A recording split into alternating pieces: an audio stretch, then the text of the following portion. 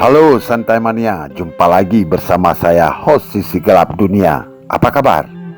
Kali ini kita berada di negara Libya. Pasti lagi santai kan? Oh ya, sebelumnya kami tak henti-hentinya mengingatkan kita semua agar apa yang kita nonton hanyalah sebagai pengetahuan atau pembelajaran semata. Simak video ini sampai selesai agar Anda paham. Siapkan kopi dan bersantailah. Inilah sisi gelap dunia bersama negara Libya.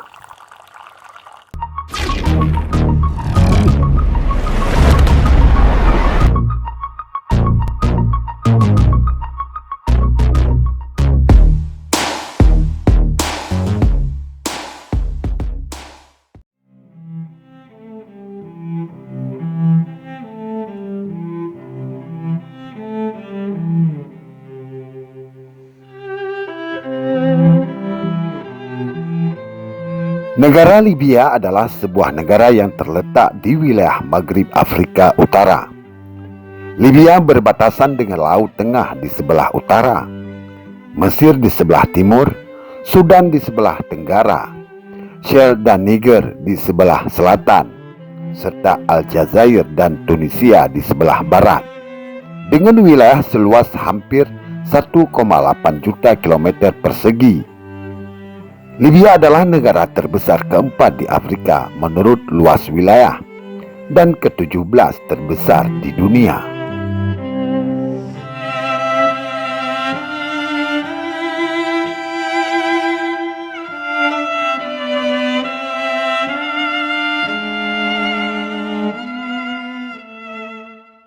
Akibat perang saudara yang berlangsung sejak Februari hingga Oktober tahun 2011, pemerintah Libya yang pada saat itu telah berkuasa selama lebih dari 40 tahun tumbang, dan Libya memasuki periode pemerintahan oleh suatu pemerintahan sementara yang disebut Dewan Transisi Nasional atau NTC.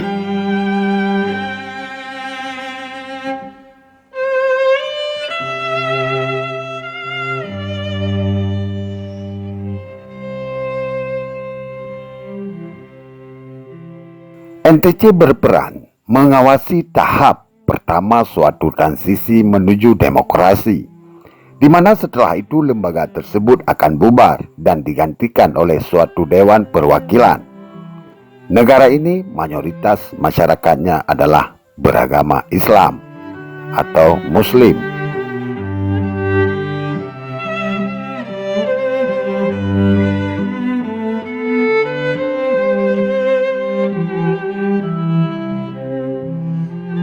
Akibat revolusi besar-besaran yang terjadi beberapa tahun yang lalu menyebabkan kekerasan seksual dan berbasis gender terus meluas, tidak terdokumentasikan dengan baik, dan di bawah dilaporkan di Libya, di mana tidak ada mekanisme rujukan untuk mendukung para korban dan keluarga mereka. Bahkan untuk kejahatan yang dilakukan selama revolusi berlangsung.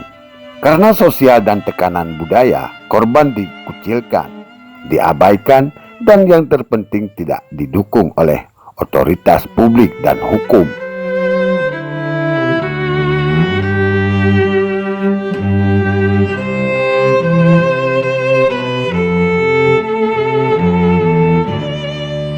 Temuan awal dari pemantauan PBB di Libya mengkonfirmasi bahwa baik perempuan maupun laki-laki menjadi sasaran pemerkosaan dan bentuk-bentuk kekerasan seksual lainnya selama konflik.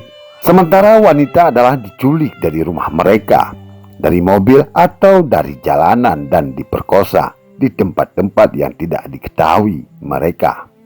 Laki-laki disodomi, dipenjara, dan di tempat-tempat penahanan sebagai sarana untuk mendapatkan intelijen.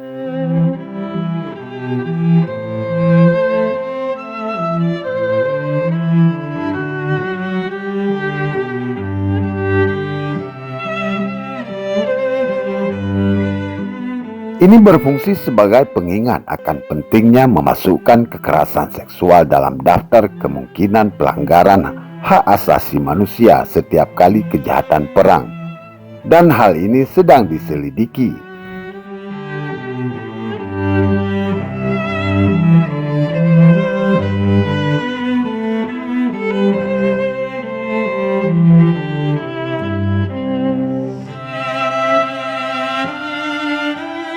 Pusat kontroversi adalah karya Saham Sergewa, seorang psikolog Libya yang mengaku telah mengirimkan 70.000 kuesioner dan menerima 60.000 tanggapan.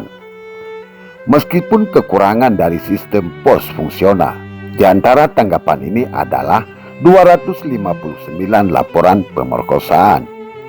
Ketika ditanya tentang kemungkinan menindaklanjuti orang-orang ini, bagaimanapun Sergewa mengaku telah kehilangan kontak dengan mereka.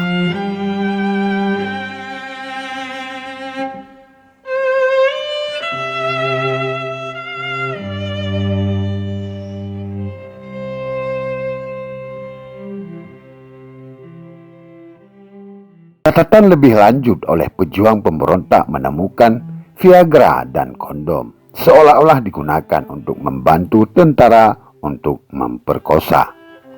Di kendaraan loyalis yang terbakar juga tidak terbukti.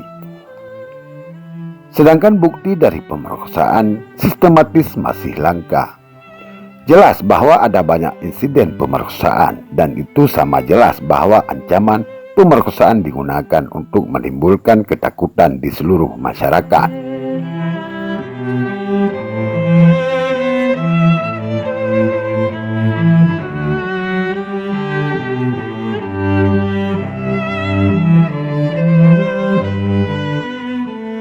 Perempuan di Libya masih menghadapi tantangan dalam memastikan partisipasi mereka yang adil dalam kehidupan publik.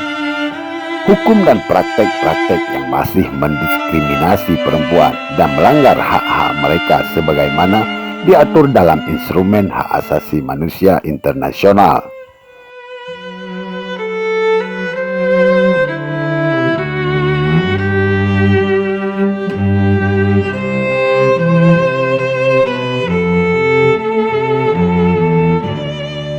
Akibatnya, dan untuk alasan lain, perempuan di Libya menghadapi tantangan dalam memastikan keadilan mereka. Partisipasi dalam proses peradilan publik, konstitusional, dan transisional. Meskipun demikian, wanita memainkan peran penting dalam fase pra-revolusi dan dapat memiliki peran penting dalam rekonsiliasi nasional pasca konflik di Libya.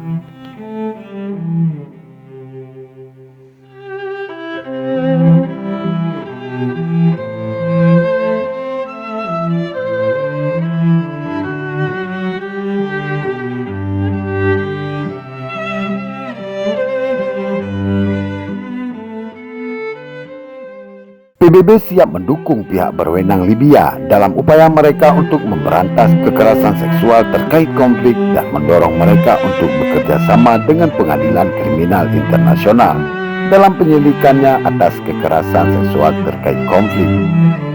Pengadilan Afrika tentang hak asasi manusia dan hak rakyat setiap mekanisme lain yang dapat membawa keadilan bagi pihak korban.